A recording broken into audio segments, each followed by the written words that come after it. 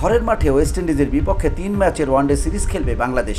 এই সিরিজকে সামনে রেখে দল ঘোষণা করেছে বাংলাদেশ ক্রিকেট বোর্ড বিসিবি। সদ্য শেষ হওয়া আফগানিস্তান সিরিজের দল থেকে বাদ পড়েছেন নাঈম শেখ ও নাহিদ রানা। তাদের জায়গায় দলে এসেছেন সৌম্য সরকার ও মাহিদুল ইসলাম। প্রথমবারের মতো ওয়ানডে দলে ডাক পেয়েছেন উইকেট রক্ষক ব্যাটার মাহিদুল ইসলাম।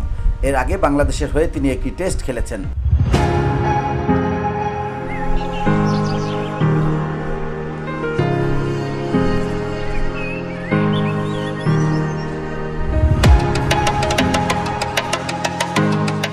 এছাড়া ওয়ানডে স্কোয়াডে ডাকা হয়েছে ব্যাটিং অলরাউন্ডার সৌম্য সরকারকে। চলতি বছরের ফেব্রুয়ারিতে সর্বশেষ চ্যাম্পিয়ন্স ট্রফিতে জাতীয় দলের হয়ে খেলেছেন তিনি। অন্যদিকে আফগান সিরিজের পর চোটের কারণে ক্যারিবিয়ানদের বিপক্ষে সিরিজেও নেই Liton Das.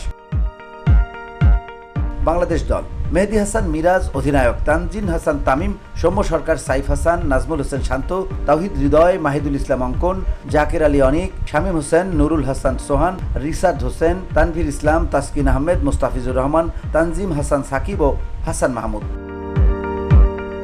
VOD Bangla news desk.